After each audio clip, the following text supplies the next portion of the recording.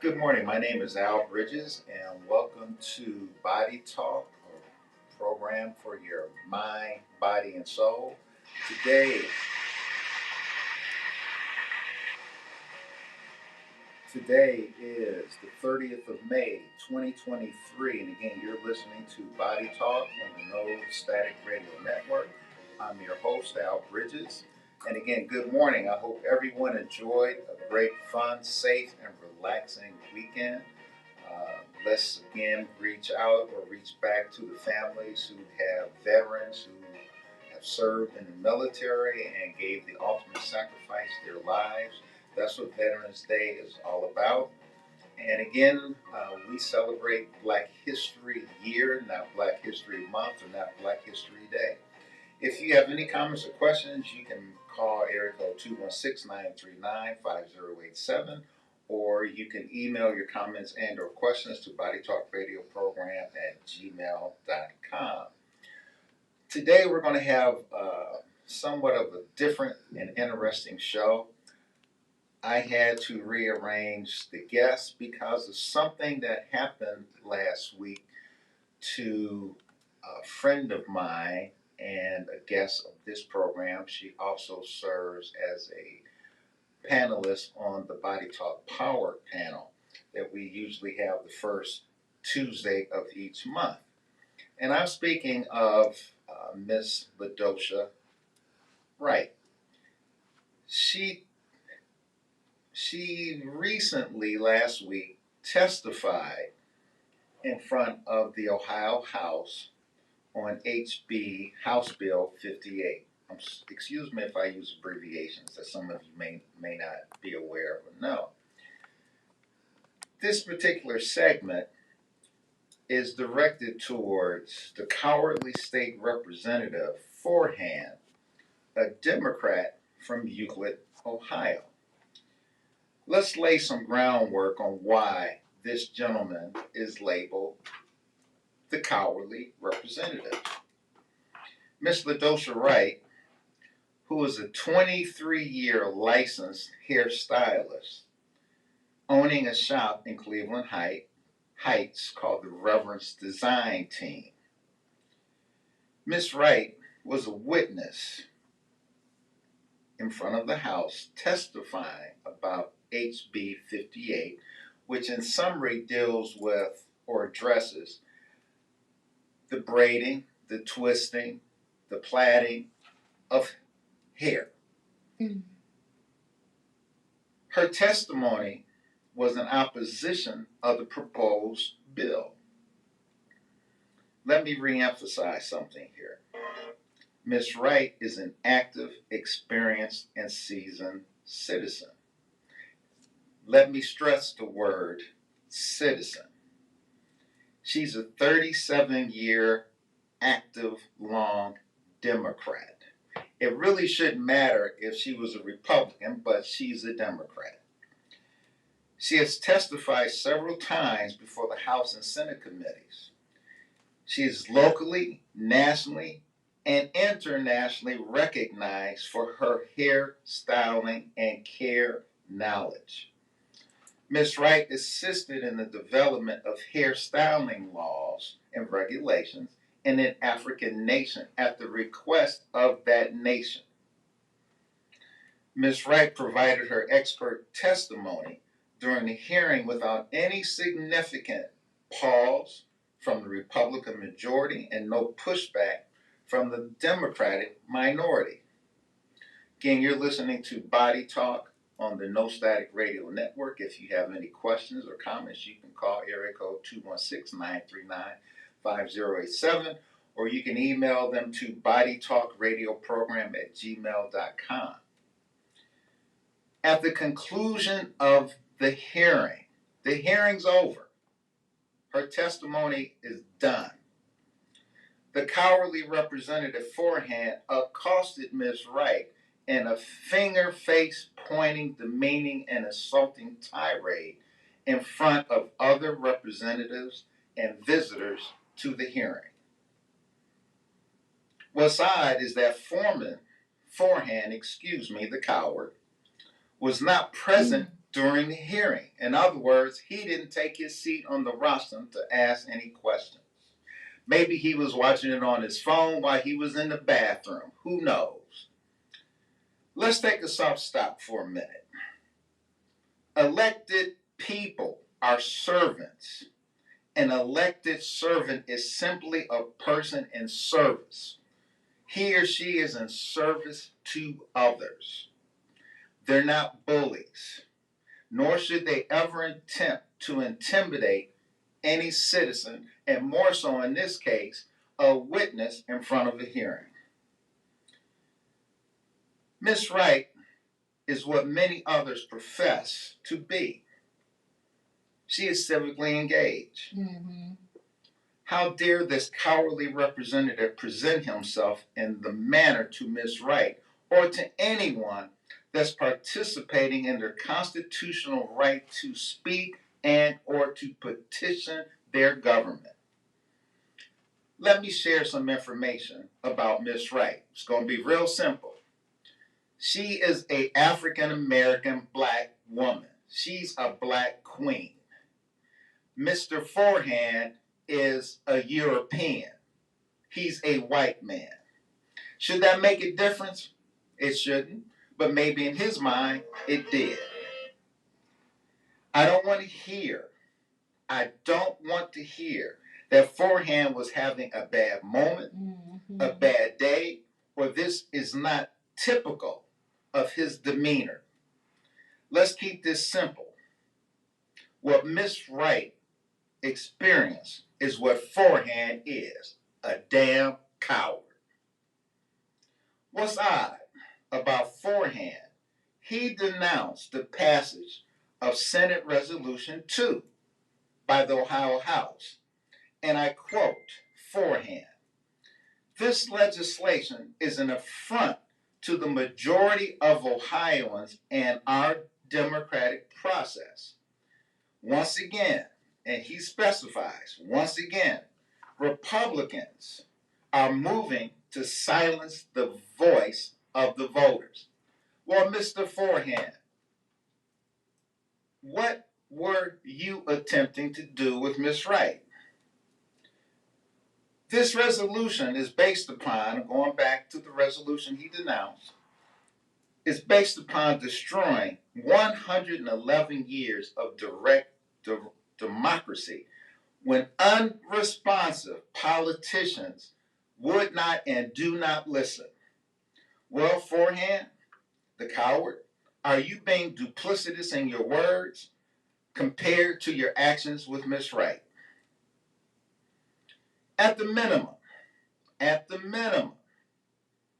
the coward Forehand should present himself to Miss Wright and offer a sincere apology. Further, he should present himself to the committee and apologize for his disgusting behavior and treatment of an Ohio citizen and a House witness, and to the hearing guests in the room that day. You're listening to the Body Talk radio program on the No Static Radio Network. Maybe my personal value system is different. How can anyone else apologize for the coward's behavior unless that person encouraged or was part of his tirade towards Miss Wright?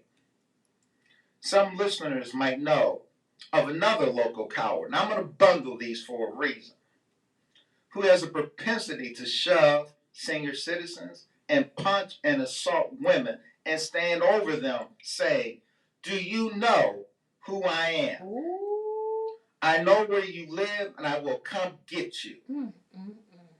Forehand and the other boy I just mentioned are nothing but cowards. Yeah, exactly. I'm saying this as a personal black man, a king, defending my queen. You don't put your hands and your finger in anybody's face, especially a woman. You're a coward. Miss Wright is what many others profess to be. She's civically engaged. How dare this coward representative present himself in the manner to Miss Wright or anyone participating in their constitutional right to speak and petition their government. As an aside, and this is important, and you're listening to the Body Talk Radio program on the No Static Radio Network. If you have any questions or comments, you can call area code 216-939-5087. If you notice, I'm not using the term elected official because he's not official, nor is that other boy. He's a person. There's a story I'm going to share with you. I'm going to make it brief. There was a family in Florida whose son was murdered. He was killed. He was shot watching a football game, a playoff game. The state's attorney declined to prosecute. He basically said, what the hell? He's nothing but a black kid. This young man had never done anything wrong in his life. And somebody came in the house, a grown person in his early 30s, thinking he's going to clean a loaded gun, and shot him in the back through the sofa as this young man was watching television with his friends. His parents stood up and spoke up. They made an appointment with the state's attorney, and his name was Harry Shorstein, Duval County, Jacksonville, Florida. The discussion was amicable until the other little boy, Mr. Shorstein, decided that he was going to turn his back on the mother, the grieving mother, as she was talking to him. He turned around, and before you knew it, she was up at his desk and turned his chair back around and said, "Don't you ever turn your back on me or another person."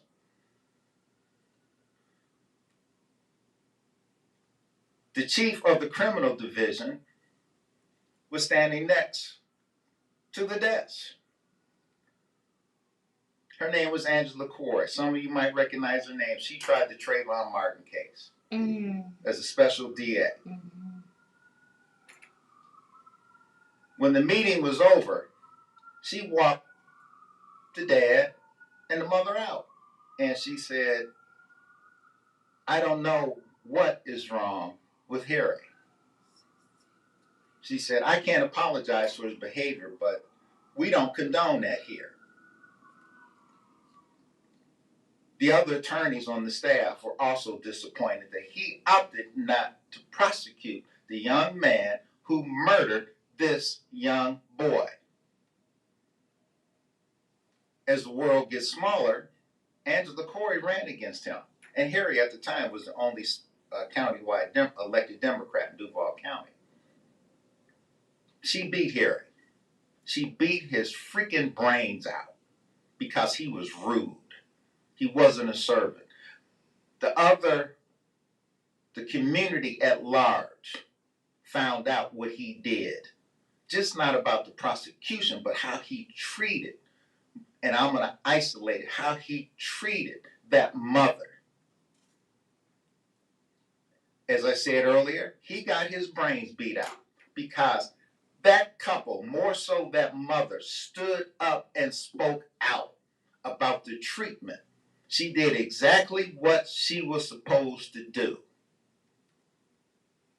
Oddly, Harry became an ambulance chaser with his son. If you don't know what that means, he was taking any damn case to pay the bill.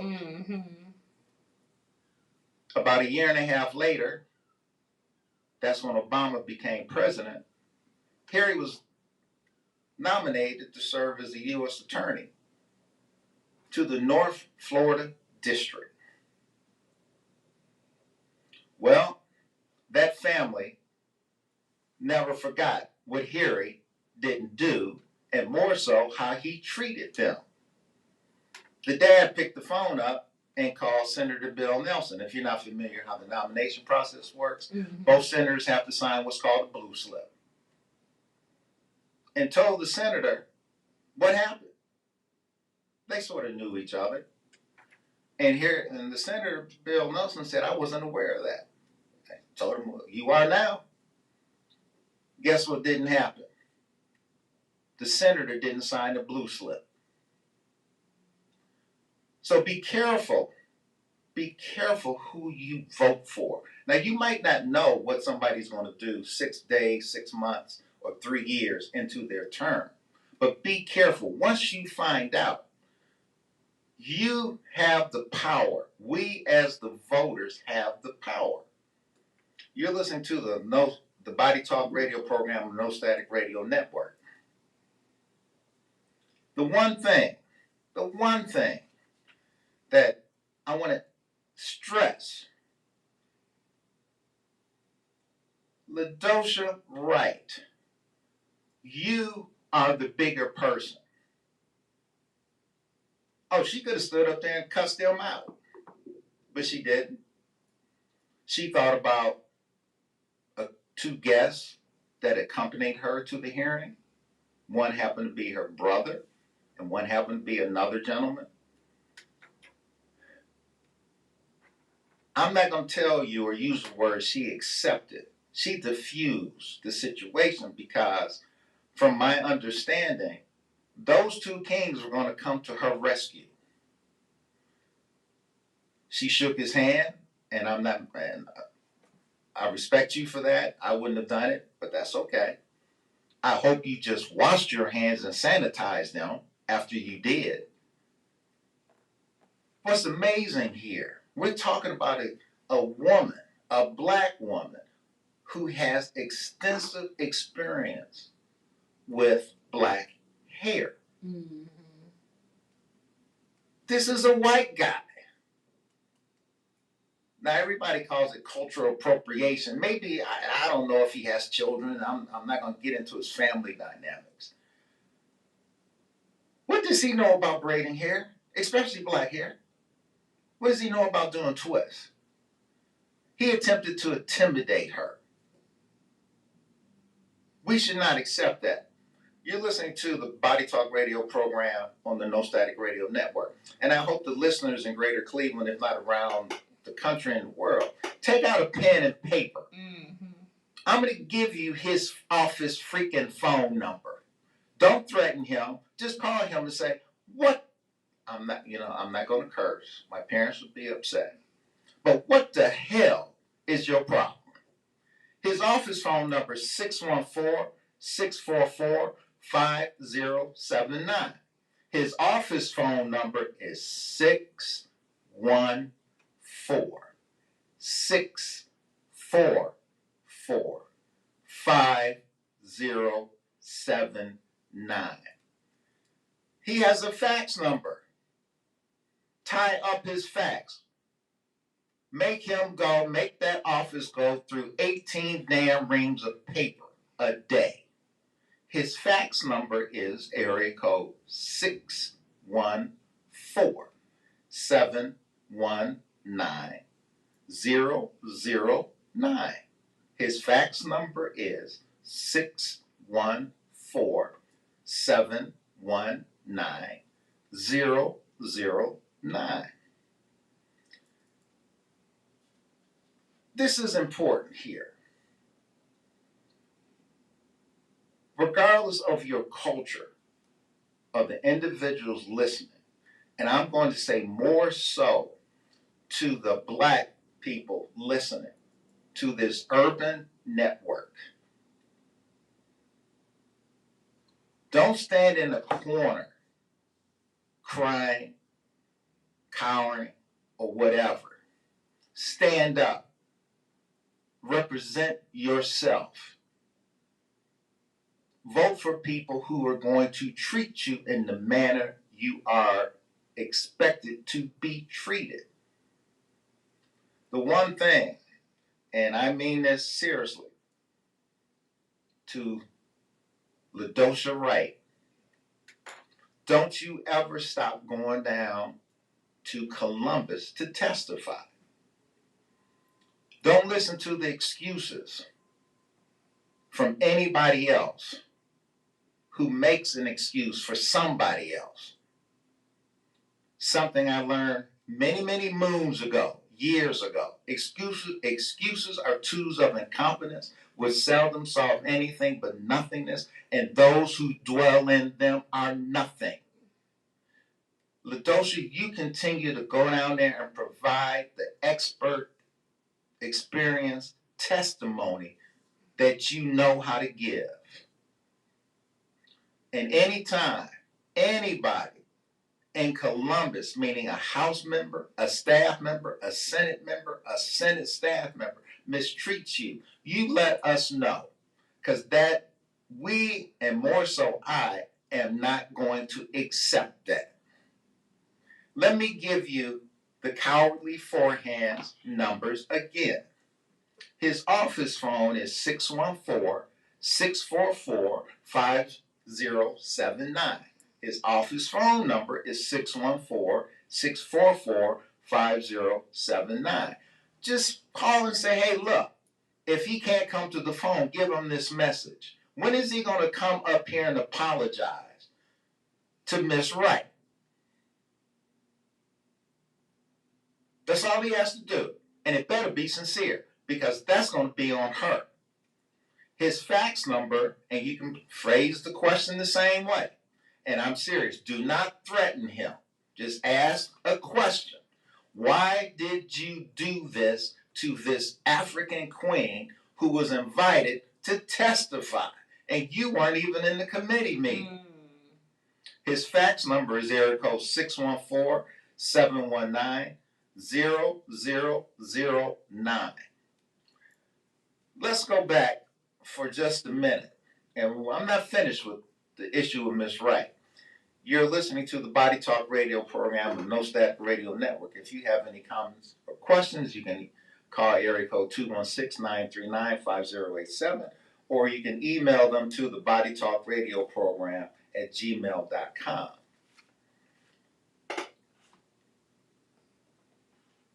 We're stationed here in Cleveland, Ohio. And Cleveland, Ohio is a unique city. It used to be called the best location in the nation. At one point in time, it became the Mistake on the Lake. We also have the honor of owning the first black mayor of a large urban city, Carl Stokes. We currently have another black mayor. There's certain dynamics and things going on right here in Cleveland. There's a group that's circulating petitions, and I'm going to abbreviate it for public budgeting. And I'm going to encourage everybody to sign the petition so it can become a referendum on the ballot here in Cleveland. An elected person did an interview with a newspaper about this process. The process was, hey, the citizens don't know what they want. They have no idea what they're doing. An elected person said that. And what's dumbfounding about that, so he actually was making reference to himself. Because people voted for him. So if you can make the broad comment that people who vote or the voters don't know what they're doing, you just talked about yourself. So, if you want to, submit your resignation today. The other thing that is somewhat amazing, and especially, and I don't want to lump everybody in this cesspool. We have a city council here whose absence of ethics. Who checks who? Nobody checks anybody.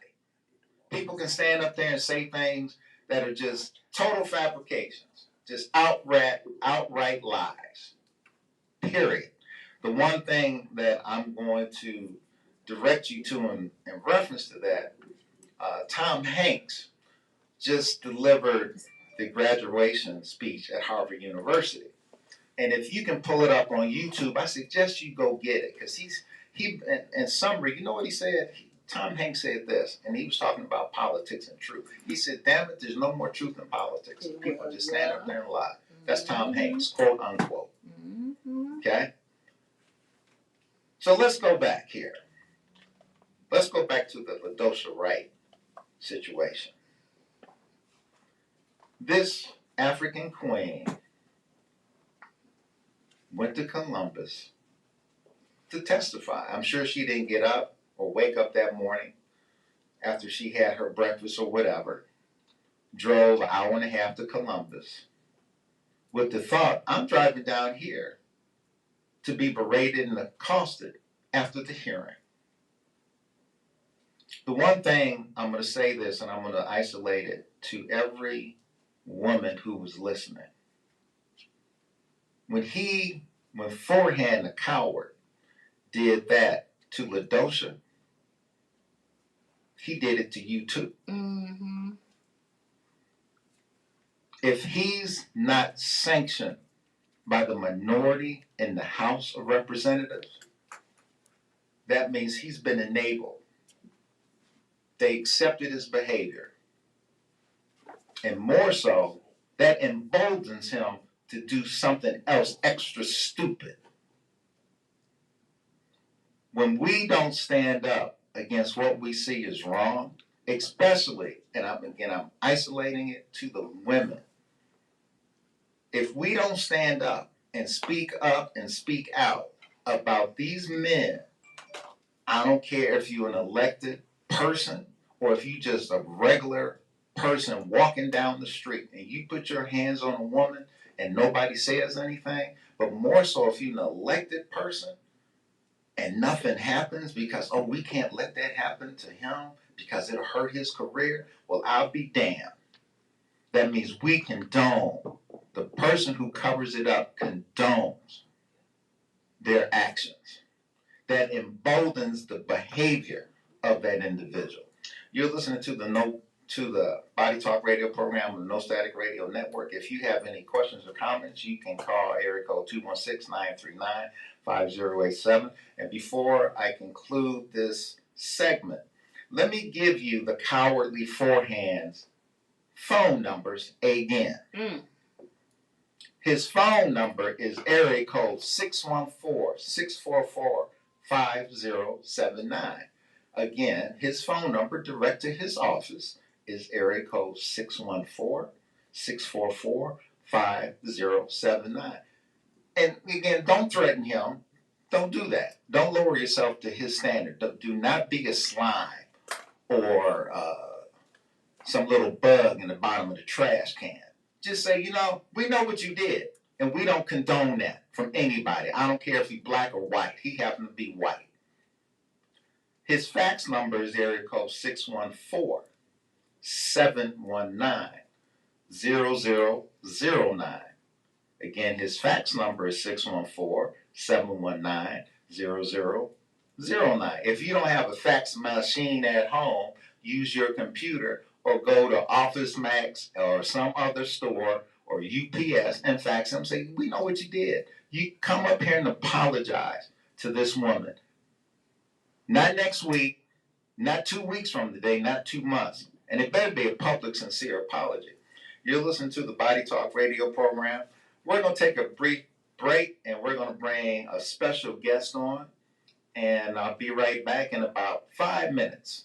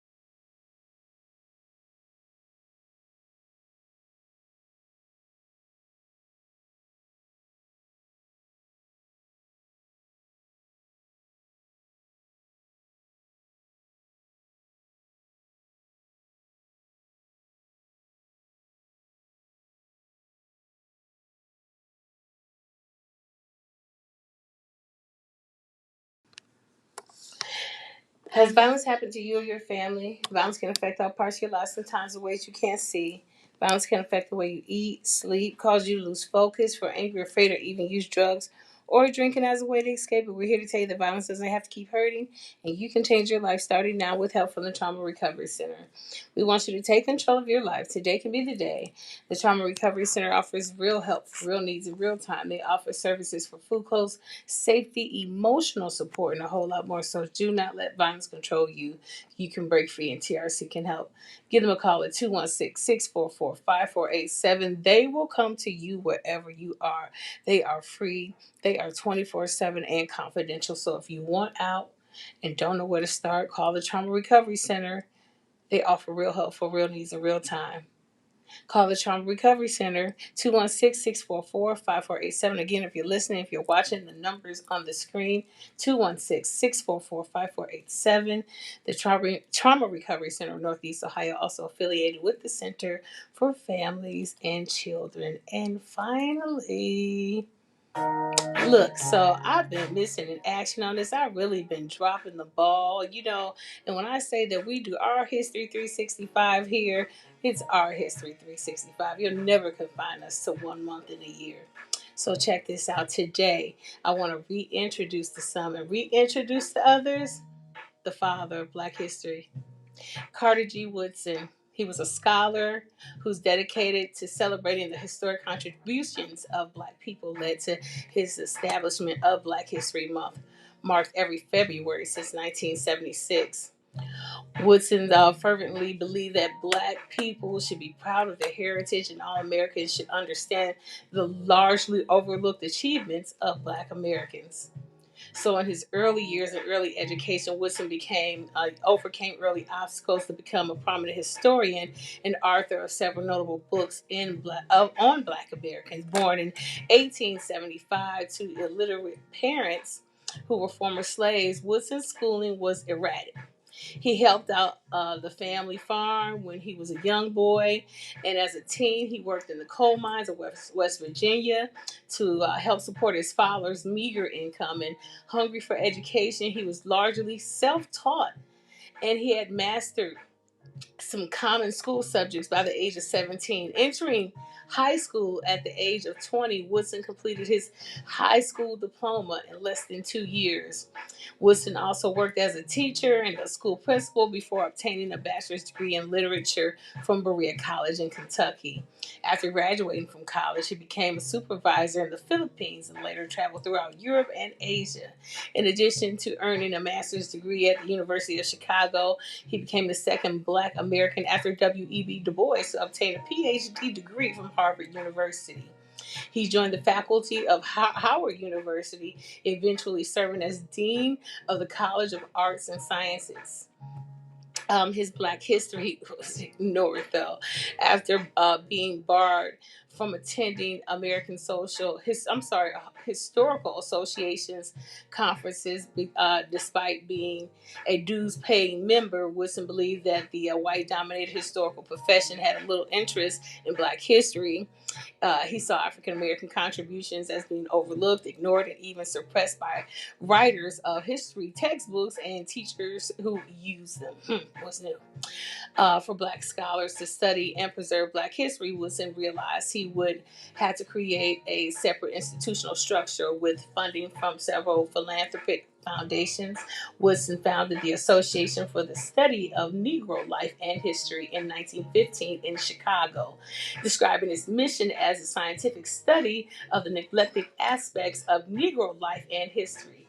The next year, he started the Scholarly Journal of Negro History, which is published to this day under the name Journal of African American History. Look, I can go into the Black history. Well, I will. So Woodson's devotion to showcasing contributions of Black Americans bore fruit in 1926 when he launched Negro History Week in the second week of February to coincide with the birthdays of Abraham Lincoln and Frederick Douglass. Woodson's concept was later expanded to Black History Month.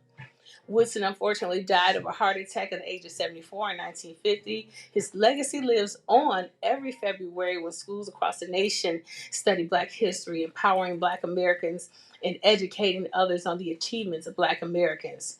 Throughout the course of his life, Woodson published many books on Black history, including A Century of Negro Migration in 1918, The Education of the Negro Prior to 1861 in 1919, The History of the Negro Church in 1921, and The Negro in Our History in 1922. Look, I can go on and on and on, but I think I gave you guys enough juices. So look here. I say it all the time. If you don't want to go to a library, Google, go hit up Google, go hit up Black History, go hit up Black Inventors. Knowing your history is knowing your now. I'm Decisive, and now back to Al Bridges with Body Talk. Thank you, Maurice, for that Black History moment. I have a special guest, and I call her the vivacious guest, and I'll introduce her in a minute. But the one thing I want to share with you that I started maybe about a month ago, about a month. I received several emails regarding the comments about the assaults and domestic violence being committed towards women. The emails appreciated the concern that was spoken on the Body Talk radio program personally, and as I stated, this is one of my mantras, and along with other men and women, and along with this radio station, No Static Radio. Let me make something perfectly clear. It matters not if you work at Amazon, sell Avon, or stay-at-home mom. It matters not if you're an attorney, magistrate, judge, doctor, nurse, STNA, or whatever your profession. If you need assistance, if you need an escape plan from an abusive environment or situation, call the police. Call the Trauma Recovery Center at 216-944-5487. If you don't know the police number, it's simple, 911. Not 411, 911. Okay? The other thing, you can call the YWCA. If you're a true friend of someone that is being abused, be a better friend. Do not return that woman, that person, into that situation. Paraphrasing a book title of Bishop T.D. Jakes, Loose and Free That Woman. To my right, the one who always smiles. She smiles when it's raining and snowing. I call her the vivacious Carly. Thank you. She's the host of a program on the No Static Radio Network called the Entertainment Club. And Carly, what I'm going to do, this is a free-for-all interview. Okay? So what I want you to do is share with the audience the days that your program is on, and who is your wonderful co-host, Absolutely. the other superstar. So go ahead. Well, hello, everybody. My name is Fell in Love with Carly. Some of you guys may just call me Carly. But like I say, you can call me whatever you like, as long as it's in love. I'm on the show every Saturday morning from 11 to 1. We are the Entertainment Plug. My co-host is J-Rock James Johnson. That's that shot the milk dug that sits around me. You know, I got to mess with him, y'all. So, yes, it is a very entertaining show. We are a variety show. We interview different celebrities, up-and-coming artists. It just depends. If you have something going on, we want to know about you. Well, I happened to be in the studio when you were interviewing some little, not known guy. It was a phone interview, and it lasted longer than I think he had promised. And what's that little guy's name? Oh, you're talking about the legendary, legend, Marlon Wayans. Yes, we were in the studio. We absolutely interviewed Marlon Wayans. They gave us a couple of minutes. They gave us like 15 minutes, I think. But he just... 12. Was it 12? Yes. Okay, so they gave us 12. It was 15. Then we got demoted to 12. But when he got on the air with us, he didn't want to get off the air. I think we went to like 20 minutes with him. You did. And you had to cut him off, Decisive, because he just... Once he got in touch with us, he didn't want to disconnect. So I really appreciate that connection. And Marlon, listen, next time, in the studio so we can talk to you. Okay. Well, let's stay on the Wayne's interview for a minute. Okay. Is he a singer, a comedian, or what is he? Well, you know what? He's a comedian. He's an actor. He's a philanthropist. He talked about his different organizations that he has going on right now. He has a summer camp that he has founded. He funds. He sends inner city youth away for a summer camp and gives mamas a break. He didn't say that part, but you know, I'm just telling you that's what it is. And pour into these children. He's an actor. He's from Marlon did Scream. Uh, what's the little one when he was a jewel thief? You know what I'm talking about? He was a jewel thief. Little man. Like listen, we watch all the time. But he is an amazing person. He was Was it on Norbit too? Mm-hmm. Yeah. So Marlon, you can go on and on with his career, Living Color and everything. So he is an amazing person. And when he got on the air, I didn't expect him to. It was like, is this really Marlon? I need to hear him say something because this man is so profound.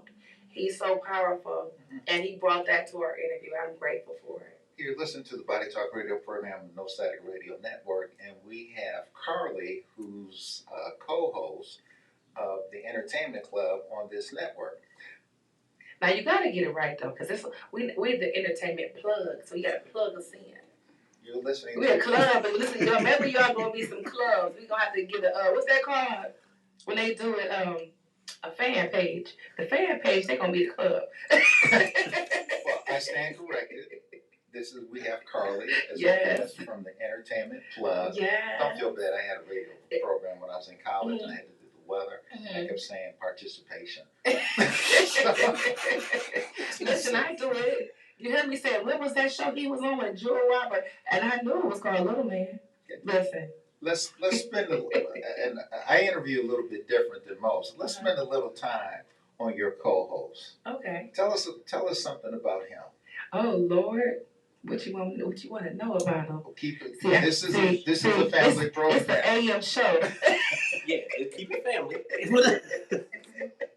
You assume I know something. I know nothing. Well, about the skill. J-Rock, actually, I got you. I know what you need from me. J-Rock is an amazing PR person. He has a digital magazine called UG Digital. Did I get it right? Mm-hmm. See, I got it right, y'all. UG Digital magazine, and you can actually go to all of his sites. You can go to it on YouTube, and you'll see some of his covers. He has Buzzworthy. He has, if you guys have not seen his page, Authentically James, I think that one is the one that's open. Is that one open to public? It is. Okay, so you guys can go over there and follow his platform. James has been doing some amazing covers. He is, like I said, he is our PR person. He's a manager as well, so you guys can reach out to him. If you guys want to be a part of the show, James is your guy. Go to James, inbox him, let him know who you are, but please have your information ready. It makes our lives a lot easier. Have your bios, have a nice picture. Give us a couple of pictures to play with. We like to give different varieties of flyers and everything. So allow us to cater to you and make sure that when you hit our platform, you're ready for us. So, if you're ready, reach out to Authentically James. Is there a PR number or a site that they can send it to, James?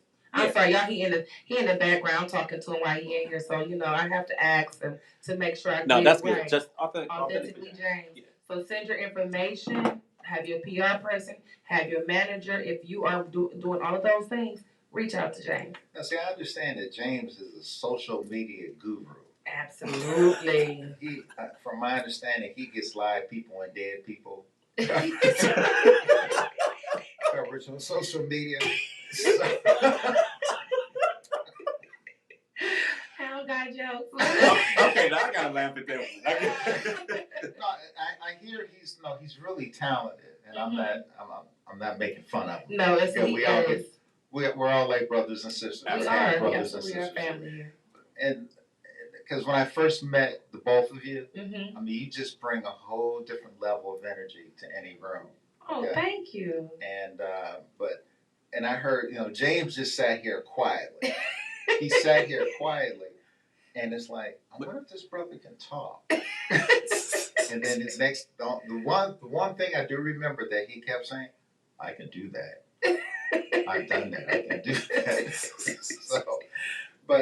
So let's go back. How did you get involved in doing radio and whatever, the media thing? Okay, so media found me. It's kind of like love and basketball. It found me. I have 5 brothers and I'm the only girl, so I have to start there. Okay. So my mother, her little princess, she kept me on the stage and kept me in training for all kind of different things.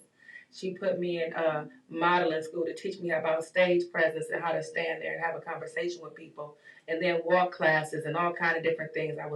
I just was involved in, and so I love to sing.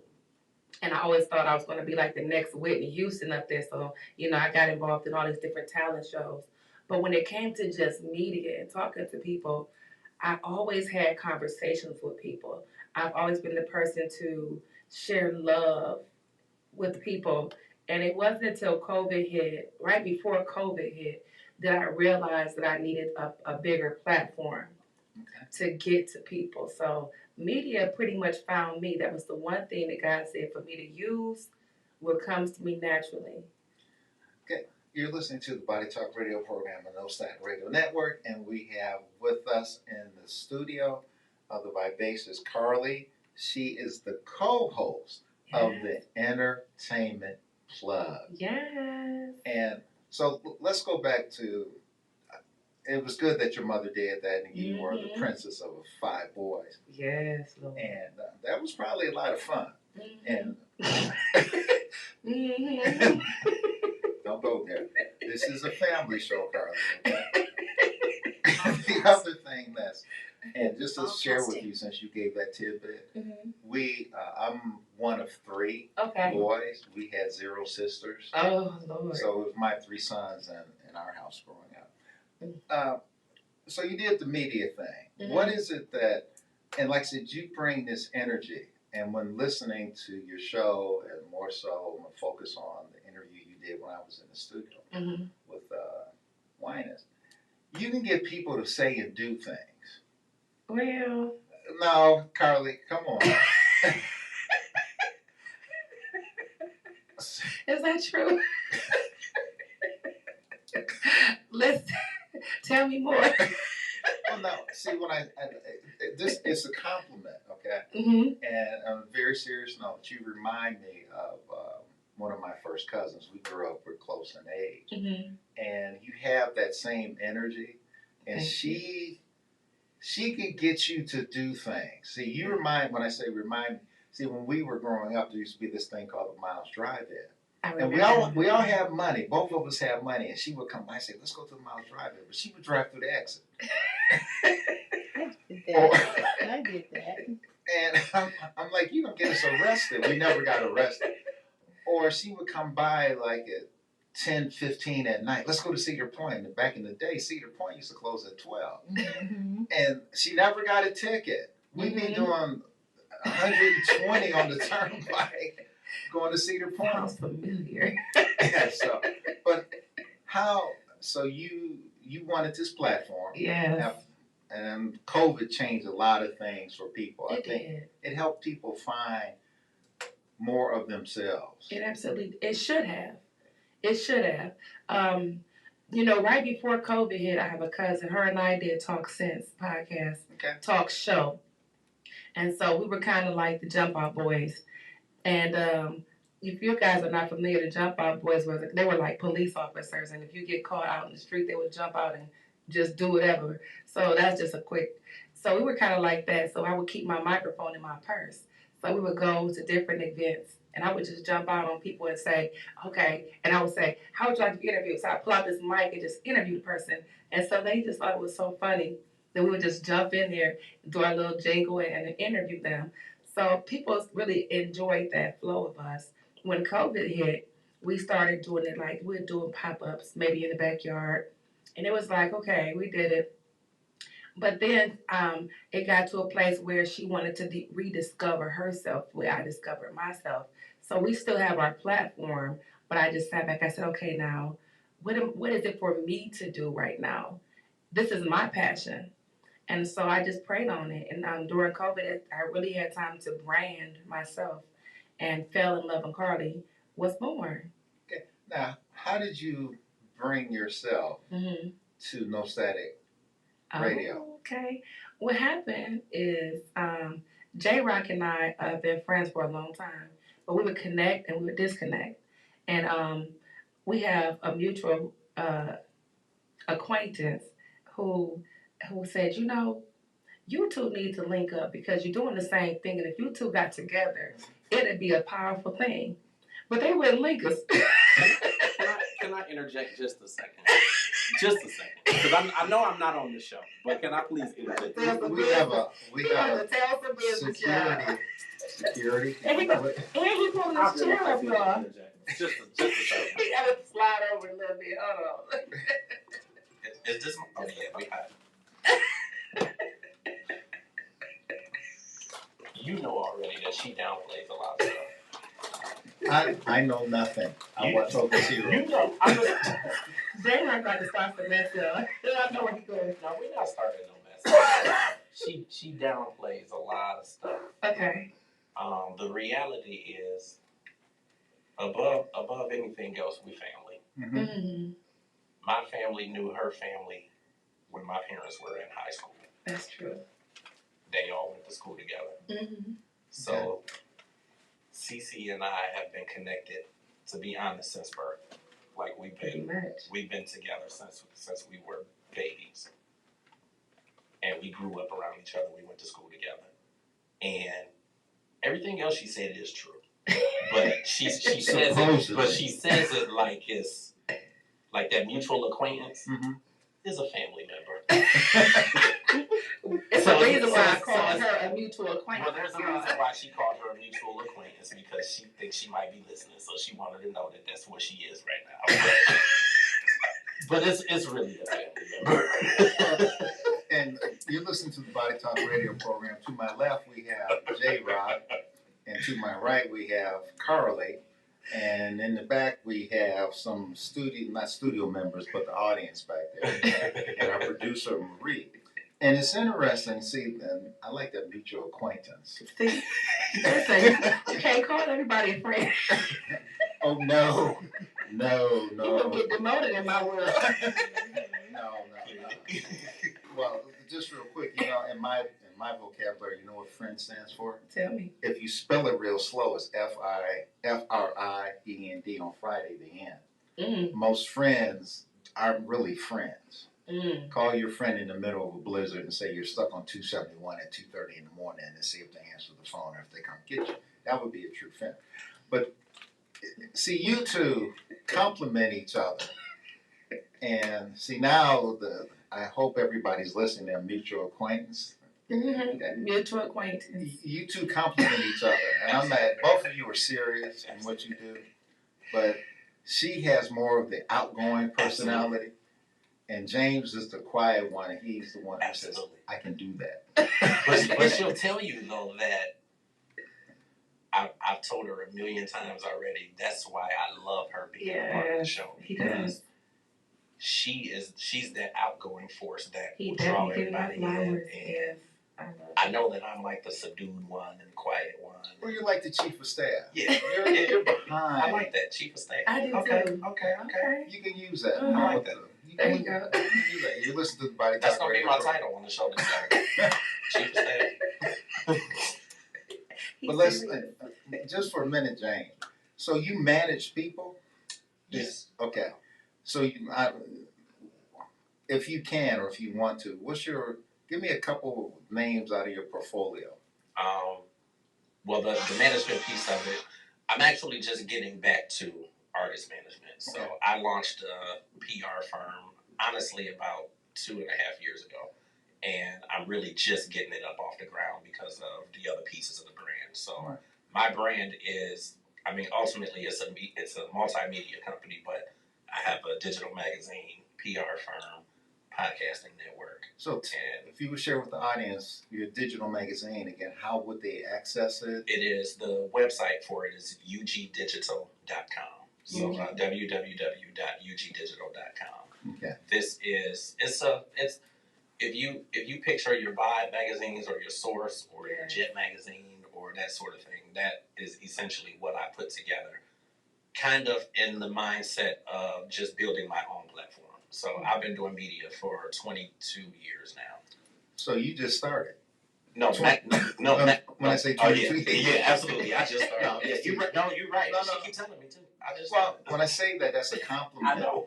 Because see, people, and there's a lot like James, and I know this is bad English. We have James here, and we have Marie. Mm-hmm. See, both of you have a good media background. Absolutely. Yes, sir. And you captured that from quote unquote the white media world, and you're doing your own thing now, and you're bringing it to the urban network. Absolutely.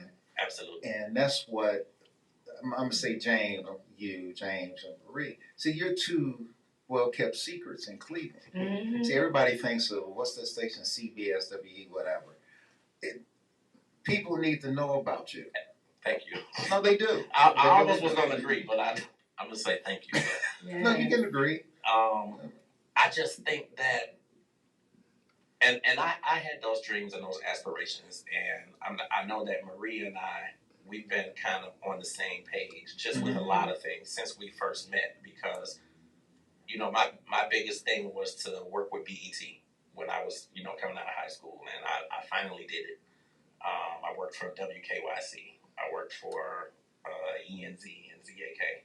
But after doing that stuff, it was just like, okay, I need my own platform because I don't want to be in a position where you can't be. They say you got to go, or this is what you can cover, and this is what you got to ask them, and there's a lot of stuff just with media today that I don't want to touch on that stuff just because it's not anything that's uplifting us, as a people and building our culture, and it's a lot of stuff that's bringing us down.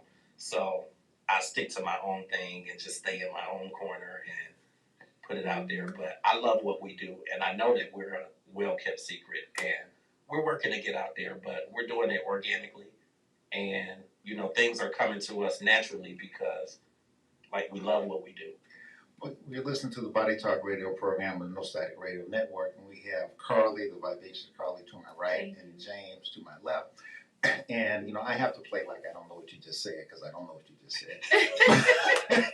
No, you talked about, you use this term organic. See, there's organic growth and inorganic growth. Absolutely. Okay. And see, for the listeners and for myself, could you and either one of you could explain what organic growth means? Well, I think, and from my perspective, it just means doing what comes to us naturally. And we're actually putting in the work. So it's more like a grassroots project. Mm-hmm. Like we are actually putting in the work, piece by piece, step by step, and taking our time with it and not rushing to do this over here or rushing to do that over there. Like we're just taking our time and doing what comes to us naturally and being ourselves. Now let me go back to Carly here, because I don't want her to feel that she's been left out of the conversation, because she hasn't been. If you can't see her smile, shame on you. Both of you mentioned that you went to school together. Mm-hmm. And I'm high school. Mm-hmm. And where did both of you attend high school? We went to Shaw High. Shaw? Mm-hmm. We both went to Shaw High, and also went to School of Arts. So I went to 2 different high schools. Okay. So both of you are Cardinals. Absolutely. And based upon your looks, you just recently graduated about 2 years ago. I appreciate that. Yes, sir. I don't know when he graduated. I came out a year before, so 4 years ago. I don't know when he graduated. Probably just let me know. Did you graduate? Yes. No. So Carly, back to you. Mm-hmm. You mentioned the epiphany that you had during COVID. You wanted to brand yourself. Yes. And building a brand takes time. Oh, yes. So if you want to share, what brand are you building? My brand is actually my name, Fell in Love with Carly.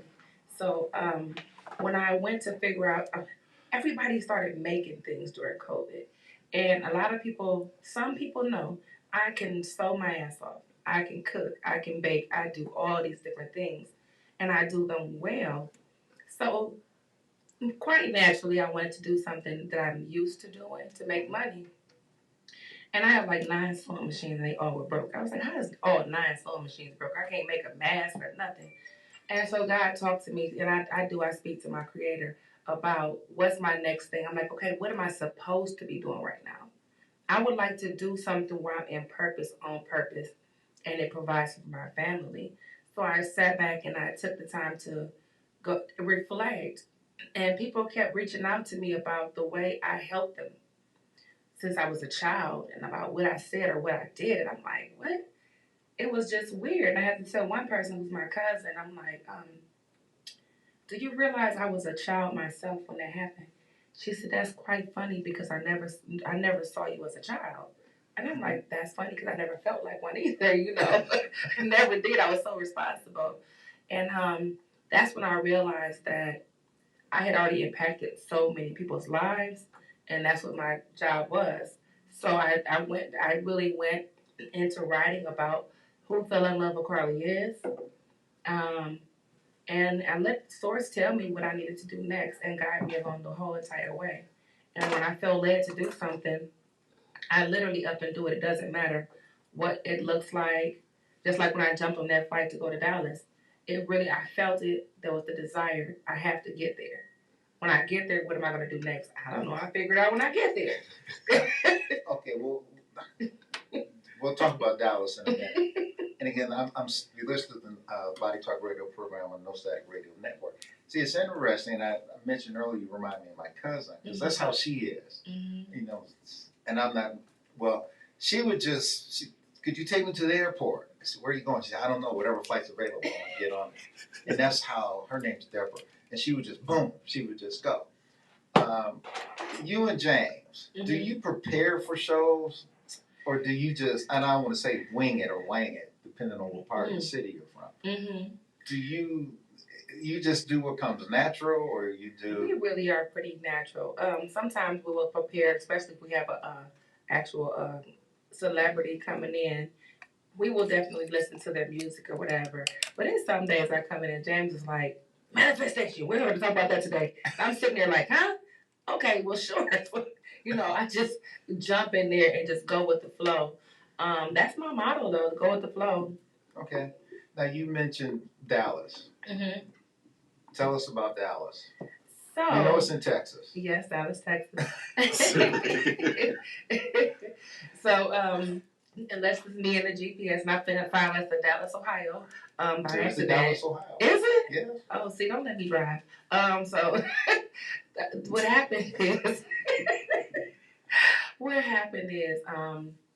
James and I interview on the Aftershock. The Aftershock, guys, listen, we do not have an organic time slot for the Aftershock. We literally just follow our pages. I'm Fell in Love with Carly across all my platforms. He's Authentically James. Pay attention because you'll just see the flyers pop up and you'll see who we're going to interview next on the Aftershock. And so we ended up with a young lady. Her name is Venus. And it's V3NUS. That's how you spell her name. It's the number 3 instead of an E. So when we interviewed her, it was just like this energy, this connection that we had, even through the broadcast. Mm-hmm. And so she's like, I need to link up with you. And I was like, yeah, I feel the same thing. So we just followed each other for a little while. And then I ended up just sending her my number. One day I just felt like, just send her number. And so I sent it to her. She called me. We started talking, and then she talked about a single release. And so she was releasing her single called Moscato on April the 28th. And so I was like, before I found out that was the date I wanted to go down, I said, I feel like I need to come out. I was like, when is your next performance? I'm going to fly out. She's like, well, I got one this Friday, but if I could get you for anything, could I get you to come next week? I was like, perfect. I jumped on that flight. I booked my flight, and everything else was taken care of for me. And it was wonderful. I got to meet a whole panel of people. I emceed her event, and then she released Moscato. You guys, if you go on YouTube, it's on there. You can look up Venus and Moscato release party. Mm-hmm. It's on there, and it really went pretty well. And she had a lady. She's a black lady, and she has her own winery. It's called Reflection. And if you have not tried Reflection wine, and she does not sponsor me, not yet. You hear me, Miss Lady? So, not yet. But her wine is amazingly awesome, and I'm a winey. I love great wines. And she has a passion fruit one is blue, called Blue Moon. That thing is everything. So if you guys haven't tried it yet, please do. But yes, that's what happened. I ended up in Dallas, Texas, and it was an amazing journey. And I've been asked to come somewhere else and do another hosting the MC. Well, congratulations. Listen to the Body Talk radio program on the No Static Radio Network. We have to my right, the vivacious Carly, and we have James, also known as J-Rod, from the Entertainment Plug. Yes. Not Club. Not Club. Yeah. Look, what I like and enjoy your show, again, is that I'm going to use a Chinese name. Mm-hmm. It's the yin and the yang. I knew it was coming. Mm-hmm. Well, Carly, no. Could you tell everybody what the number is today? No. Oh, yeah. 93. Now, you two have this yin and the yang, but you never see the tension. Mm-hmm. And who balances who in the show? Is it because you two have been friends since you left Mount Sinai Hospital? As babies, or we don't have tension at all. So we just like. I mean, I think with anybody, like there's disagreements. Mm-hmm. She may think one thing and I think something else, and then usually I win. Usually she wins. or just I'll say that we can meet in the middle. Yeah. Because I like how she thinks a lot more freely than I do. So Okay. A lot of times, like when I'm thinking, the stuff that I'm thinking about or what I'm putting together, it's a lot more structured. Mm-hmm. And she's like, no, we need to manifest this and like it's gonna work and it's gonna work out. And I'm like, I can't just do. Okay. Then he'll call me back and like, I'll you know call what her I back was and say, thinking about. you know, you was right. What's good about you two, and it's a compliment, I know we're teasing each other. See, both of you using organic, inorganic, Mm-hmm. manifest, Mm-hmm. all these fancy media type terms and business terms. And it shows that you're constantly thinking. Always. Although the day is Tuesday, Mm-hmm. you're probably out to Saturday Yeah. of next week. Yeah. Probably further than that. Yeah. Yeah, I'm in the summer. In the outer limits. Because I think the beauty with, the stuff that we do and why it works so well is because we plan very well. Mm-hmm. Even with the shows where it may not necessarily be scripted, or we might not be going off of a script when we do the show, a lot of it has kind of been talked out and planned as far as what we're going to do. And then like some of the conversational topics, it might change up a little bit since we're letting based on the callers, person chime in and yeah. that sort of thing. But it's really a beautiful thing. And since she has become a part of the show, like so many people want to come on the show and they want to be a part of the program. And that honestly is what led us to create the Aftershocks. Mm-hmm. So it's the Entertainment Plug Aftershocks, which we stream on YouTube. And we don't even really have a set schedule. Like we've made ourselves pretty much available to the artists. So when we reach out to them and we say, hey, can you come on the show? Or when do you want to come on the show? If they tell us 1 o'clock tomorrow, we'll be available at 1 tomorrow. Okay, so just for the audience understanding, so you have the Entertainment Plug and Aftershock. Yes. That you do. Yes, so Aftershocks is basically an extension of the Entertainment Plug since we have so many people who want to come on, but we only broadcast Saturdays. Mm-hmm. So let me start with the ladies first. Absolutely. Absolutely. What type of music do you enjoy? Oh, I love all music. Okay, I really do love all music. Okay. So this morning, I was listening to Awesome by Charles Jenkins. Then I ended up listening to Flow Rider, right? Flow Rider. Then I listened to Little Nas X. So listen, I literally listened to everything, even to Celine Dion. I'm a well-rounded person. So no matter where I am, I'm gonna enjoy myself. James, same question to you. What type of music do you enjoy? I listen to really some of everything. So, I mean, I can listen to your Bone Thugs or your Lil Nas X, or I can listen to Chuck Mangione, to Norman Brown. So I listen to a lot of jazz. I listen to a lot of R&B, a lot of hip hop, some rock and alternative, just depending on who it is. But I have an ear for music though, so like I love music. Either one of you play an instrument, or did you play at it? Drums. Play drums? Okay. Yeah, James is a great drummer. I used to play the flute. You play flute? Yeah. I'm telling you, I'm so classically trained in so many different things, and people just ballerina, yes, plie, demi plie, all of that great stuff. When it comes to being trained. So I'm not trying to test your memory. Oh Lord. Chicago Dam by Bobby Humphrey. Okay. Black flutist. If you ever chance to listen to, you might have heard it. Just she's out off the chain. One of them. So and you're listening to the Body Talk Radio program on the Static Radio Network. If you have any questions for the Vivacious Carly and or for James, please feel free to email them to bodytalkradioprogram@gmail.com. So let's. You mentioned you have 9 sewing machines that are broken. Oh my God. So, that's the statement. That's not a question. So, I said it, y'all. You can rewind and go. You know I said it. I listen very well. So we know you sew. You're a seamstress. Mm-hmm. Okay. You mentioned you can't even make a mask because all 9 are broken. All 9 sewing machines are broken. All of them. Okay. You mentioned you like to cook. Love. Good afternoon, caller. Please state your name and tell us where you're calling from, please. Yes, good afternoon. This is John. Excuse me, this is Roland calling from University Heights. How are you all today? Outstanding. Good.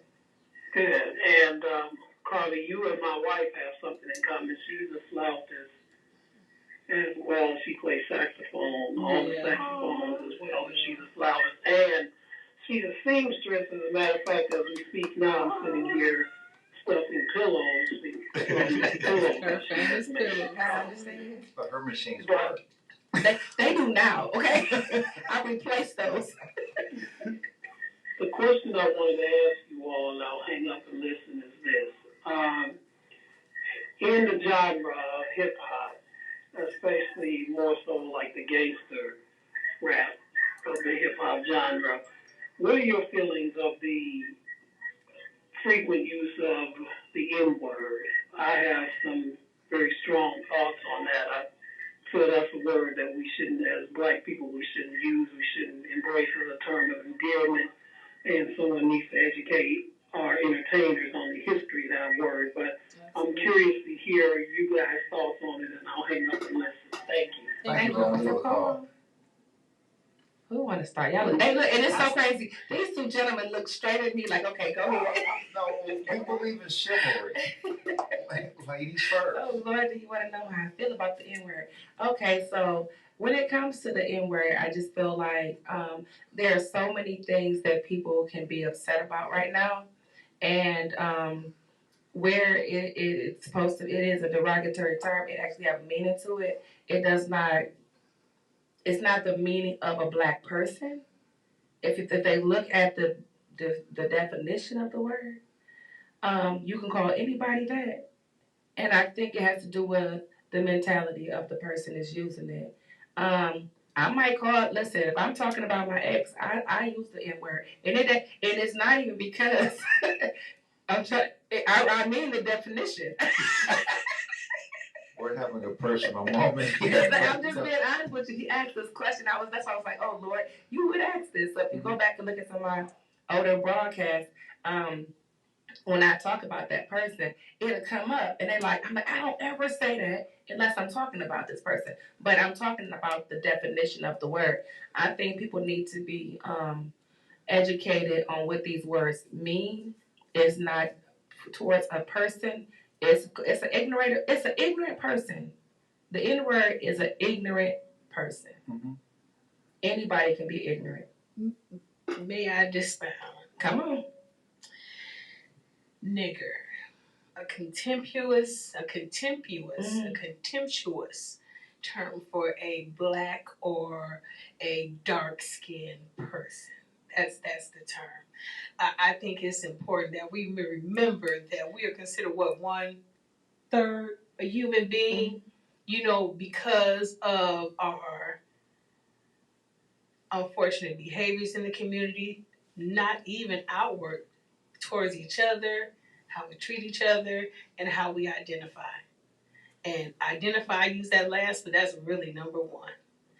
You see no other culture on this earth using a derogatory term as a term of endearment, and we have to dispel of that. We gotta get rid of it. Just like the SAG, I don't understand. Well, you know what, Decisive? I can agree with you. I don't understand. But I'm going to tell you, when it comes to people and their point of view, people give too much power to what people say to them. Words have power. And they can. They can. Unless you think about a person, that's their perspective and point of view. I don't look at people when they say certain things to me. It doesn't make me feel any kind of way because you cannot generate a feeling for me. I get that, but so, we're talking about the history of this. I know we're talking about the history, but we're definitely talking about the history of the word. But when we're talking about the way people are operating right now, about people saying a word to them, and it's having these triggers for them, then you have to try to reprocess and program people in general. People only use the term because they know that it hurts you. When they realize that certain things don't bother you anymore, and it's not a personal effect of you, they'll leave you the hell alone. They're only going to hit buttons that are there to be hit. James, your turn. I think that we've all been guilty, including myself, of definitely using the term. Absolutely. I think that I've done more within myself to stop using it. To stop using it. Just and I know we hear it in music and we hear it in hip hop, and I've said all along that, I wish that they would stop using it because and I agree with what you're saying wholeheartedly. Like, nobody can generate a feeling of you. Nobody can generate that feeling for you, and definitely for me. So anybody calling me that, whether it's a white person or whoever's called, like if somebody says that to me, it doesn't bother me the way that I know that it bothers a lot of people. And I think that because it's such a trigger for people, I think that should be reason enough for people to stop using it, and definitely for us to stop using it against each other. Absolutely. And to change the end of it and make it an A instead of to me that does nothing. It definitely came from a derogatory place. It came from a derogatory place. So I would like to see people stop using it all. Yeah, because like the people that use it, the trash people that use it, like they use it because it's still a negative term. Yeah. And at the end of the day, like, we gotta let that go. Because and it's like, how do you differentiate?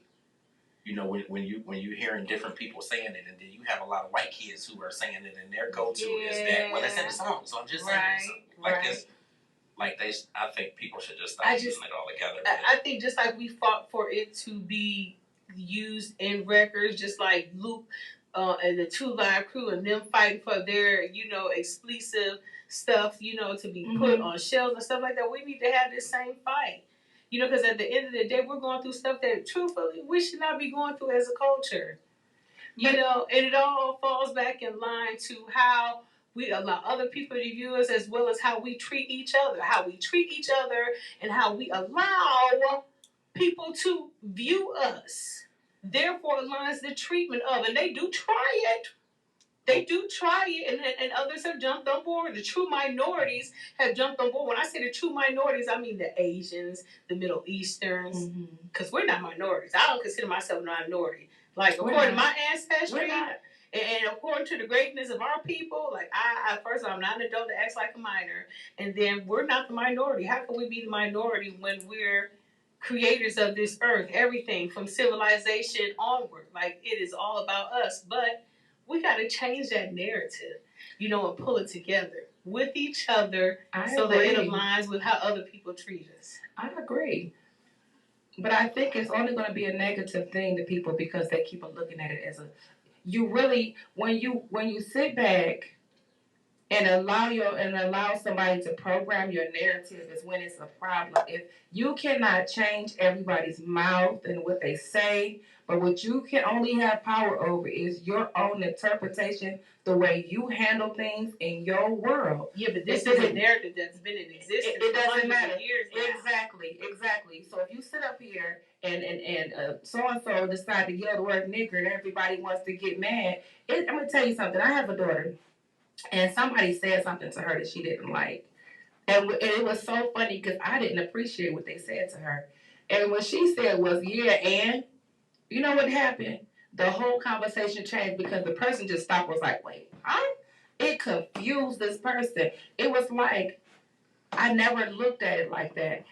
You yelling and hollering, if people stop responding to it, people will stop saying it. They're only saying it because they know it bothers you. Yeah, but we can't let them go. And let's be outright about it. Like, we know racist people, white people, or lack thereof, whoever else uses a term, and we're far past the point of just woo-signing them away. You know what I'm saying? Like, because of everything else that we go through, it like falls in line with them having to be checked about everything. It's bad enough that sometimes we have to explain to them where we're coming from, why we feel this way, and why this happened. Mm-hmm. That crap gets on my last nerves. You know, like, last nerve to the point. No, I'm not explaining nothing. Well, I haven't had to, but I have. I got white people in my family, you know, not by choice. Mm-hmm.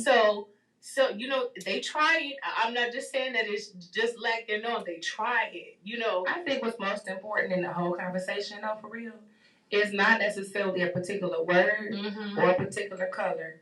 I think what we're missing is the biggest picture, biggest part of this picture is the fact that people don't see themselves past that definition that you read. If people truly love themselves and cared more for themselves, they wouldn't give a damn about what somebody else said. It's all about loving themselves. Take care of you and not worry about what somebody else say. Say it. I don't care. Let me interject, and we can go back and forth again. And you call it decisive? Decisive. Oh, yes. I thought her name was Marie. But I know, y'all. On air, decisive. Yeah.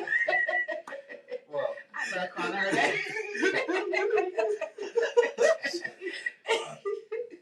Thor. I'm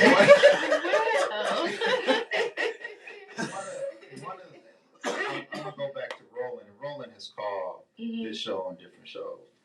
And I can understand, I can appreciate his perspective. And I think part of it is generational. It is. And he will use example. If you look at the Jewish culture, they will not call themselves kites. Yeah, right. It's a derogatory term within the culture. Now, but they actually take care of each other, though. They're communal. Well, we're supposed to be too. But we're not. Well, that's the problem. So that's the difference. So see, when I'm a little bit younger than everybody else around this table. It's Tuesday, so I can tell a tale. See, one of the things is it is generational because if you're in the greatest generation, which I've read about it, you know, I saw it on some TV program. Okay. And you come through that era, it's a little bit different for us than it would be for you. And I respect what you're saying about nobody can call me anything that I know I'm not. That I'm not. And and when I say it depends in the setting and the context that you're in. If I'm in a custom-made suit and shirt and a $200 tie, and I'm sitting in a meeting and somebody says, well, hey, and see, it's done. It's over. It depends. See, generation. I just. No. I understand. You know, we can agree. We can agree to disagree. Is how we agree to agree to disagree. And I understand where you're coming from. See, when that generation was growing up, and you listened to soul, you never heard the N word. And predominantly, you're talking about black artists. They hid it. Right. Well, they hid it. It was hidden. Okay, it was hidden. That's Carly saying that. They hid a lot of stuff. Well, they hid, but it wasn't in the record. And your generation, you're talking. That's true. In your it wasn't in the records. In your generation, and they didn't say it on stage. The OJs or Temptations, the Spinners. That's true. They didn't say it. Grandmaster Flash. That's true. Well, but now you listen to certain rap or whatever. It's just like saying please and thank you, and it's become acceptable not only in our culture. And see what we say about ourselves to each other. Other people can say, well, wait a minute. You just call so-and-so that, and then you call her this. Now you upset because I call her the B word and call him the N word. And I understand where Marie is coming from. That it's, and you used another fancy term, communal. They are. Well, they are. And see, that's one thing that we've lost as a culture. See, if you really study the Black culture, and more so if you understand what family means. Family means to be familiar. And if I'm familiar with you, I'm not going to sit here, and I understand where you're coming from, I'm not going to call you a derogatory term. Right. I have a friend, when somebody would call her the B words, and you know what she would turn to the person and say? Just like your daughter did. Did your mother have puppies? Listen, come on now. So it's how we treat each other. And again, I read about it in the history books because I'm not from that generation. It's very important. It can be very important on how we interact with each other. Now, if you and I are just in this room by ourselves, and I'm using another bad term, we lower ourselves. It's fine, but somebody else walks in here. Hi, Carly, how are you? Right. And you call me whatever. And it's just weird. And I think you said you have children. See, and I'm not making fun of you, when they get older, you're going to say, where did they come from?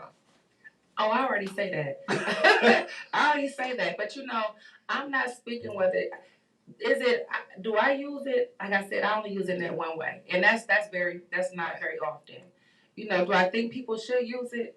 I wouldn't say that. I'm not saying that they should use it. But what I'm telling people is I'm challenging people to change your perspective on what people say to you. That's what I want people to take from the conversation. Because we go back and forth on whether or not it's a good word or a bad word. People in their perspective on certain things, people go crazy over certain things. I've seen people getting shot over it. People they're beating the hell out of each other on social media because somebody yelled the N-word, right? But you're allowing somebody to invoke an emotion in you that it should not even be there for you. You have to look at yourself differently. I want to say that. Listen. So the thing is, it's your show. Well, thank you. It's a term because what you eat don't make me shit, right? So just because you feel that way, that's your feeling. I cannot absorb, nor will I absorb someone else's feeling because they put this word and they put this definition attached to this word. I need the younger generation of people to understand just because this is this word and some ignorant people decide to use it, it should not become a trigger for you to go out and lose yourself and possibly go to jail over somebody calling you a word. It's not that it's a bad, I'm not saying, it's a great word to use. That's not what I'm saying. I want people I'm challenging them to change their perspective on people using their own words. I have a bigger problem with people calling me a birthing person than them using the N-word. But see, one of the things and what everybody basically is discussing or talking about, see, there's two levels of intelligence, and I'll do the true two levels first. See, you have what's called intellectual intelligence or emotional intelligence. And just because somebody calls me that, emotionally, you're not going to own me. Absolutely. All right? That's, if you have strong emotional intelligence, most of the time you're going to win. There's geniuses out here who are sitting in prison because of what you just said. Absolutely. See, the other thing, I say there's actually three levels of intelligence. These are the non-scientific ones. You have on the far right the Einstein. Mm-hmm. You have on the far left the Three Stooges. Mm-hmm. And the greater bunch of society is in the center or floats close to Einstein. Like the four of us are close to Einstein. Absolutely. All right. See, I know some people, I wouldn't let them watch a flat tire. Listen, you already know. You know, a bag of pea pebbles at Home Depot has more common sense than some people that I've encountered. So I agree with you. So let's listen to the Bible. That was J-Rock, y'all. That's grunting in the microphone. That was J-Rock. Just make sure they know. Oh.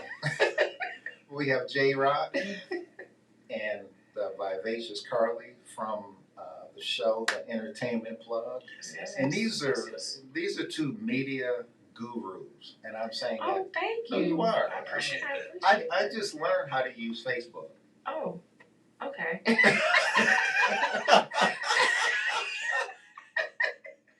No, it's again.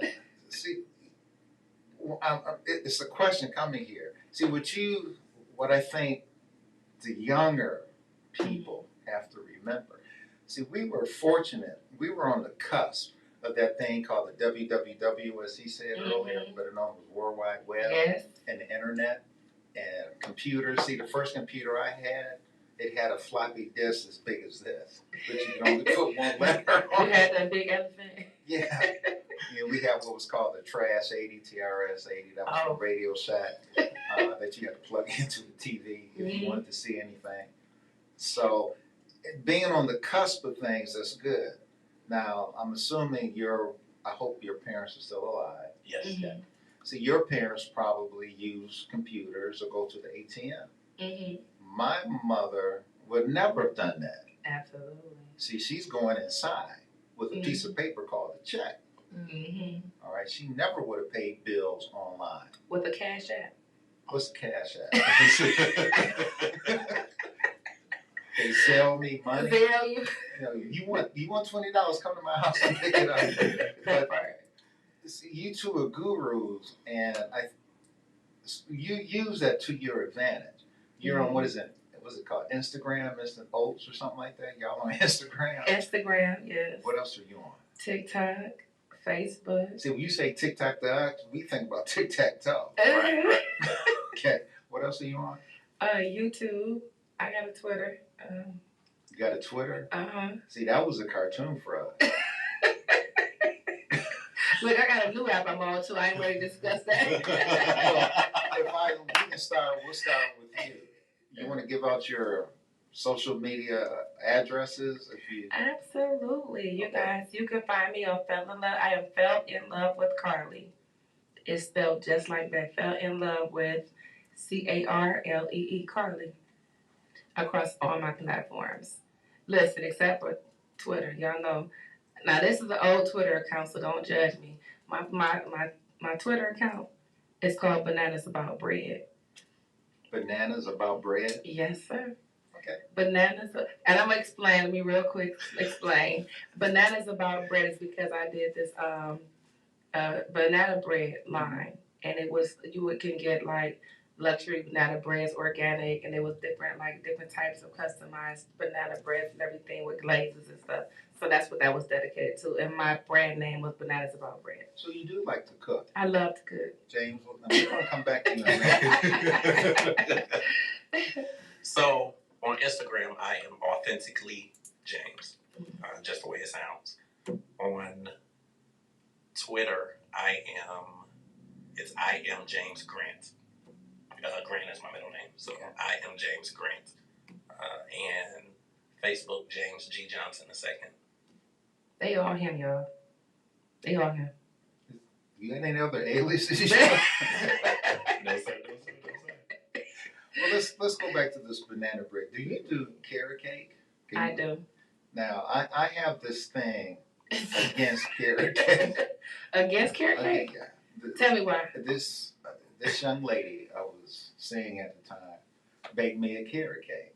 Uh-oh. And she forgot to really shave the carrot. Oh, Lord. And so I asked her, did she have any French dressing? I could. Okay, But no, do you still? That's a true story. Absolutely. Do you still bake and do you sell your ware or? I haven't in a while, but I can. I used to bake everything. I used to bake before they started doing all these stencil cakes, and I'm not, listen, no shame, y'all. Do who? Stencil cakes where they just cut out the little things and put them on there. I would craft and make my different ornaments and put them on the cakes.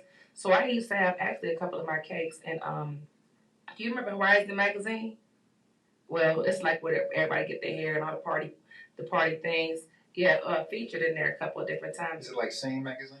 Mm-hmm. Okay. Yeah, so or close to it. Yep. So I used to do all kind of things, and I can customize anything, any combination that you give me. Pregnant women love me because they will say, "Oh my God, I got a taste for it." They'll throw something at me, and I would make it and give it to them. Bake it. Well, see, there's actually 2 or 3 caterers that listen to the program. So don't be surprised if you don't get tweeted, Facebooked, or whatever. Listen, bring me my money. I don't care. No, they'll be happy. Most caterers, and I'm not saying they don't bake, most caterers don't bake. I love to bake. I even make bread. You lucky I ain't had time to make you the proof. No dough over there. You just wheat honey rolls. I listen. Listen, ask Michael Collier what she make. Oh yeah, them fried sweet potato pie. If I had time, I was gonna make a cheesecake. Is your background Jamaican? You know, that's so funny. You know, I'm so multi-talented. I've been baking since I was a little girl. I taught myself how to bake. I'm self-taught to cook. I self-taught to sew. And then I decided to go to classes for sewing and everything. But everybody asked me, am I Caribbean or Jamaican and everything? But when I did my lineage back, I'm like African. So I'm like 90% Ivory Coast. Okay.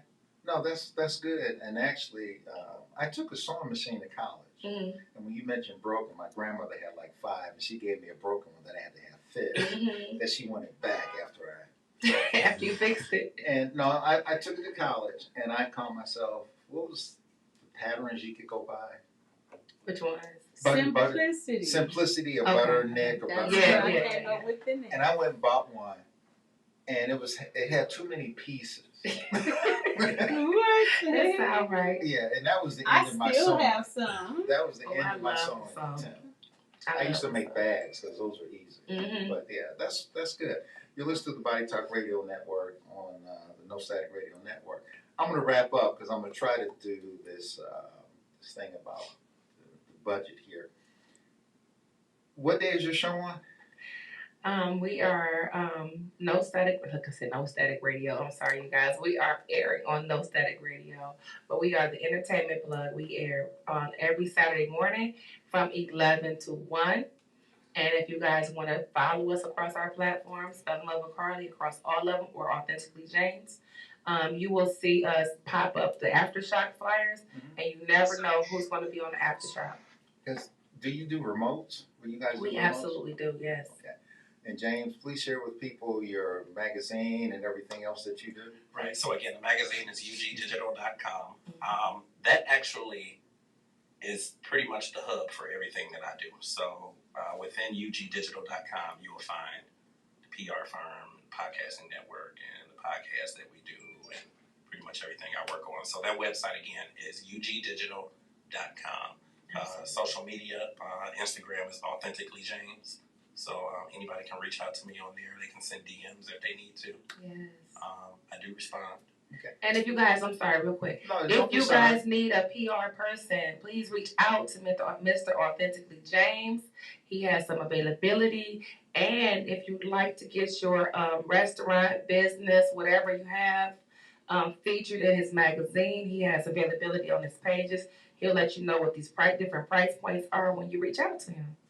Okay, you're listening to the Body Talk Radio program on the No Static Radio Network. We have the vivacious Carly, who's the agent to James. Absolutely. Yes. Absolutely. Well, that's good that you do that. Absolutely. We have Carly from the Entertainment Plug that airs on Saturday from 11 to 1. We have her co-host. They're both co-hosts, James or J-Rob.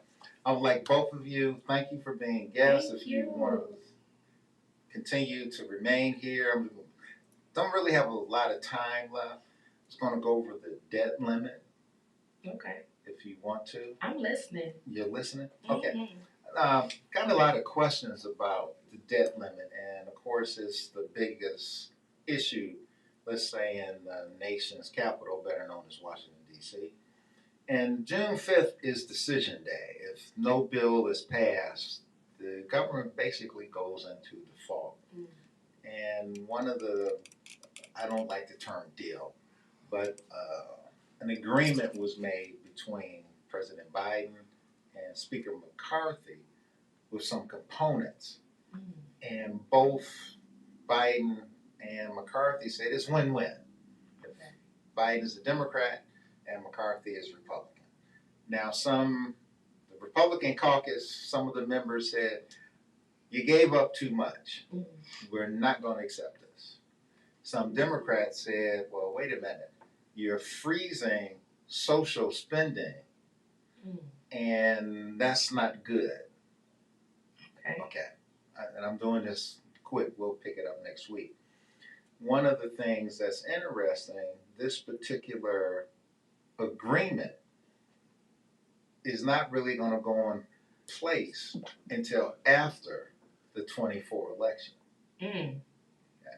So it gives cover for both sides of the aisle, Democrats and Republicans. Okay. Mm-hmm. Just real quick, this, and I'm going to skip around here because of time. It doesn't identify, the agreement does not identify a specific dollar amount. Okay. So the spending limit could go up to billions. And this, it'll be okay if it passes in the House and the Senate. Okay. It suspends the time that Congress can address an issue. Mm. All right? So let's do a quick flashback. In 2022, government spent $6.48 trillion. That's down $920 billion. Mm. Okay?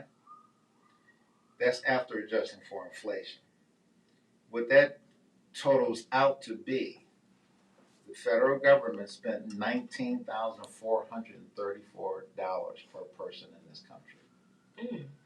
That's not a lot of money. Mm-hmm. That's a decrease of 13%. Mm. So it's going down, what they're Right. spending on us as people. Okay? And I'm going to wrap it up this one and we'll pick it up next week. Let's put this in everyday terms. Let's assume you have a Visa card and the credit limit on that card is $3,000 with a monthly payment of $400. It's maxed out. Mm-hmm. All right? So you pick the phone up and wise and smart, you call Visa, could you increase my credit limit? Mm-hmm. And Visa says, of course. Right. And they'll say, well, we'll bump it up to $10,000. Mm. And you quickly max that out. Okay. So now your payments are $700 a month. Nothing's really changed. Mm-hmm. Your debt limit's up, Mm-hmm. but your income is the same. Mm-hmm. That's not good. True. Now, let's change that into government parlance. There's really only one agency in the federal government that makes money, or generates revenue. Mm-hmm. It's known as the Treasury Department, with a department or agency within called the Internal Revenue Service. That's When all of us file taxes, that's how that works. Okay? So, let's just throw some simple solutions out here. Not mine, we're just being general. Okay? Mm-hmm. And listen to the Body Talk radio program on the No Static Radio Network. Should Congress amend the tax tables so everybody pays their fair share? You know, I have nothing against being wealthy, as long as it's made honestly, legally, morally, and ethically. Agreed. Let's make it tax people across the board evenly. All right? Or should we reduce spending in the Defense Department? That's something that this agreement doesn't have. Defense spending is off the tape. You can increase it, you can decrease it, but normally it's going to go up. Okay? Should we cut social programs? Should we have, I'm just going to use the term, super seniors, or people who are unable to work who receive assistance from the federal government, such as food stamps or whatever. No, it's not stamps anymore. The Republican Party wants these individuals to work. Just saying. Um, do you cut foreign spending? The countries maybe in Africa, Middle East, Asia, Europe, which basically we might lose support because that money is really spent what's called geoeconomic political money. Mm-hmm. You're paying for geography, you're paying for the healthier economy, and you're paying to keep certain people out of office or government in. Mm. So I'm going to leave it there, and we're going to pick it up next week because we had a great time with the interview. But since this is Black History Month or year on Body Talk, give you two quick gentlemen. The first one is General C.Q. Brown. He's an Air Force 4-star general. He was just nominated by President Biden to become the chairman of the Chiefs of Staff. General Brown is a fighter pilot. He also served as the air boss for CENTCOM during the most recent conflict when we were still in Afghanistan. He's actually the first Black individual to serve as head of a military branch, but he would be the second Black officer to serve as the chairman of Joint Chiefs of Staff, Colin Powell being the first. So this is going to be an interesting confirmation hearing because General Brown, when Mr. Floyd was killed in Minnesota, he came out and did an interview and said that, it was horrific, horrible, terrible, any other term you can think of. But he also pointed out that certain things he experienced during his career coming up through the Air Force. And a lot of folks weren't too happy with him at the time. And he was Chief of Staff of the Air Force when he made those comments. The other one, and I'm going to do this really quick, is Thurgood Marshall. I think everybody recognizes his name, Justice Thurgood Marshall. Baltimore kid, grew up in the projects, went to Howard. And a lot of people don't know that he didn't want to be an attorney. He wanted to be a dentist. Mm. And you mentioned your creator, God, or whomever. Every time he would take biology, he would get a D. Mm-hmm. So he couldn't make it to dental school. He wasn't going to be accepted. So he ended up becoming an attorney. And as a quick story, I had a chance to interview Thurgood Marshall when I was a Navy officer. I was in charge of the hospital, Bethesda Naval Hospital. I got a call from a gentleman by the name of Dr. Vukic that we had a VIP admission. Mm-hmm. And the first thing that goes across your mind, some freaking senator. And so, you go in, you do your spill. And Dr. Vukic was on the phone. I arrived at the emergency room, and he put up 3 fingers, meaning he was in Q3. When I walked in the door, his back was to me, so I didn't know it was him. I saw his wife. She was a Filipino. I didn't know it was her, though. And I walk around. He had on dark pants, dark shoes, black shoes, and he had on a sleeveless T-shirt. And he was a big guy, again, his back to me. And I walked around to greet him and talk to him, and I said, "Oh my God, Thurgood Marshall." Mm. And looked up, and I'm not going to violate his HIPAA requirements because it didn't exist. And he was one of these big guy, heavy smoker and asthmatic. And I said, "Thurgood Marshall." And he said, "That's me." Oh, wow. And I instantly called the nurse in the VIP unit, and I said, "Be sure there's no dust in the room. You send the sharpest corpsman down here to escort him up because he's going to be on the gurney." And I said, "I'm going to be on the elevator too. And if I come up there and there's a piece of paper or dust, you're toast." Mm-hmm. And when he got settled, I said, "Well, can I come back and speak with you?" And he said, "Sure." And I actually returned to his room about 8:30, and we talked till 1:40 in the morning. That's amazing. And he shared things with me about why all the cases he would take in the South, he more so drove himself at night or rode the train, but more so drove. And he never stayed in a hotel, very seldom, but more so never stayed in a hotel. He would always stay with the Carly family, the Smith family, or the J. Rock family, because all the Klan crazy white folks knew where the black hotels were. And just a dynamic man. His son actually was an FBI agent. He sued the FBI when his father was on the bench because they weren't promoting black agents at the time. He won the case. Of course, they ended his FBI career, but he won a significant amount of money. And when Clinton became the president, he appointed his son as the director of the U.S. Marshals. Wow. Yeah. So you're listening to the Body Talk radio program. And again, I would like to thank Carly and J-Rock from the Entertainment Plug. Again, they do have a show on this network that airs Saturday from 11 to 1. And if you need a mask or anything made, or you just want a friendly voice to listen to and somebody who smiles all the time, watch the show. Just watch the show. And I thank you again. I'll talk to you next week. Thank you for having me. You're welcome.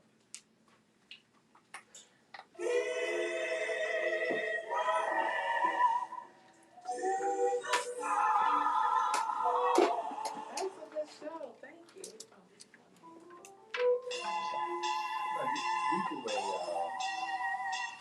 I do a power song. You want to be a guest on?